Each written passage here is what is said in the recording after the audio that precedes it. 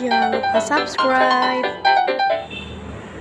Assalamualaikum warahmatullahi wabarakatuh. Baik, pada kesempatan kali ini masih bisa bertemu dengan saya Milhatur Rahman. Kami dari kelompok 9 akan mempresentasikan mengenai teknik pengumpulan data dan analisis data penelitian. Sebelum itu ada rekan saya yakni Mbak Lutfianingsih. Baik, untuk tujuan masalah yang akan kita angkat yakni yang pertama, kita akan mengetahui teknik analisis data serta pembagiannya.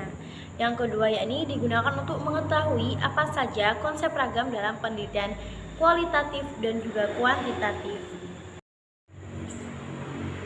Baik, memasuki penjelasan yang pertama yakni mengenai teknik analisis data. Jadi pengertian dari teknik analisis data yakni sebuah metode dalam memproses data menjadi sebuah informasi yang mana dilakukan dalam sebuah penelitian untuk diperoleh agar mudah difahami, seperti itu. Yang mana pada kesempatan kali ini teknik analisis data yakni terbagi menjadi dua, yakni teknik tes dan juga teknik non-tes. Untuk yang pertama kita akan membahas mengenai teknik tes. Jadi teknik tes adalah sebuah penilaian dengan menyajikan serangkaian pertanyaan yang harus dijawab benar oleh penjawab. Yang mana pada alat penilaian tes ini meliputi tes objektif dengan bentuk soal pilihan benar atau salah, pilihan ganda, menjodohkan, melengkapi atau isian, serta bisa juga dengan jawaban singkat. Baik, yang kedua adalah teknik non-tes, di mana teknik ini hampir sama dengan teknik tes, namun pada pelaksanaan penilaian ini menyajikan pertanyaan yang harus dijawab dengan jujur atau apa adanya oleh responden. Untuk metode penelitian non-tes dilaksanakan melalui wawancara atau interview, angket atau kuesioner, dan juga dokumentasi. Adapun alatnya seperti yang saya katakan yakni ada observasi atau interview, pedoman wawancara, angket, dan skala penilaian dan skala sikap. Nah, untuk alat yang berhubungan dengan teknik tes tadi ya ini bisa berupa lembar evaluasi seperti pretest maupun soal post-test. Dan yang kedua yakni lembar kerja peserta. Untuk selanjutnya akan dijelaskan oleh Mbak Lutfianingsih. Nah, saya akan menerangkan tentang konsep dan ragam penelitian kuantitatif dan kualitatif. Istilah penelitian kuantitatif mencakup setiap penelitian yang didasarkan atas perhitungan persentase, rata-rata, dan perhitungan statistik lainnya. Dengan kata lain, penelitian kuantitatif melibatkan diri pada perhitungan atau angka atau kuantitas. Nah, kuantitatif sendiri adalah penyelidikan menjadi masalah sosial atau manusia berdasarkan pada pengujian teori yang terdiri dari variabel yang diukur dengan angka dan dianalisa dengan prosedur statistik dalam rangka untuk menentukan apakah generalisasi prediktif dari teori terus benar. Aspek filosofi penelitian ini dibagi menjadi dua. Yang pertama yaitu tentang penelitian kualitatif dalam paradigma kuantitatif.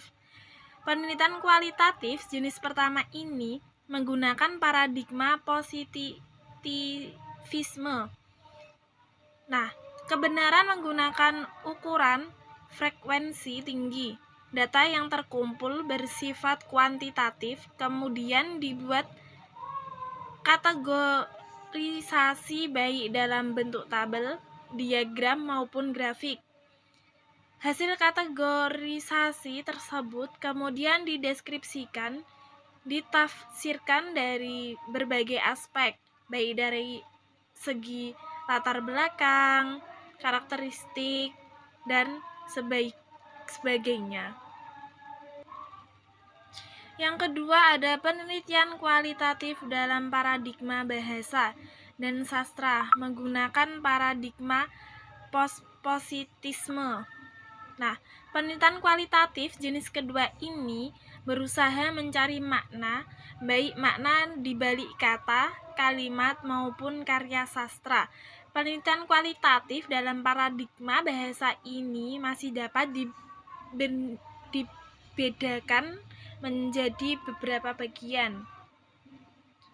Yang pertama, sosiolinguistik yang berupaya mempelajari teori linguistik atau studi kebahasaan atau studi perkembangan bahasa. Yang kedua, yaitu strukturalisme linguistik yang berupaya mempelajari struktur dari suatu karya sastra. Yang ketiga, ada strukturalisme generatik. Yang keempat, strukturalisme dinamika. Yang kelima yaitu strukturalisme semiotik. Nah, itu tadi ada 5. Selanjutnya ada paradigma penelitian kuantitatif dan kualitatif. Secara umum, pendekatan penelitian atau sering juga disebut paradigma penelitian yang cukup dominan, yaitu paradigma penelitian kuantitatif dan penelitian kualitatif. Selanjutnya, menggabungkan penelitian kualitatif dan penelitian kuantitatif. Sejak awal dalam melakukan penelitian sudah harus ditentukan dengan jelas pendekatan atau desain penelitian, apa yang akan diterapkan.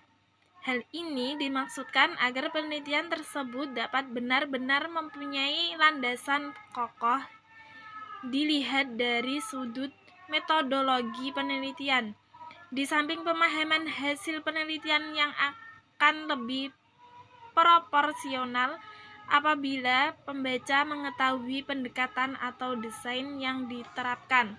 Objek dan masalah penelitian memang mempengaruhi pertimbangan-pertimbangan mengenai pendekatan, desain ataupun metode penelitian yang akan diterapkan.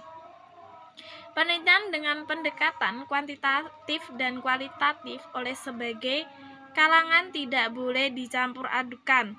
Namun, pemahaman ini dianggap keliru oleh para peneliti yang melihat bahwa masing-masing pendekatan penelitian mempunyai kelemahan masing-masing dan oleh karenanya dianggap perlu untuk melakukan kombinasi agar masing-masing pendekatan saling melengkapi. Baik, itu tadi penjelasan dari kelompok kami. Semoga dapat bermanfaat. Kurang lebihnya mohon maaf. Terima kasih telah menyaksikan dan wassalamualaikum warahmatullahi wabarakatuh. Thanks for watching guys. Jangan lupa like, tinggalkan komen, dan juga subscribe.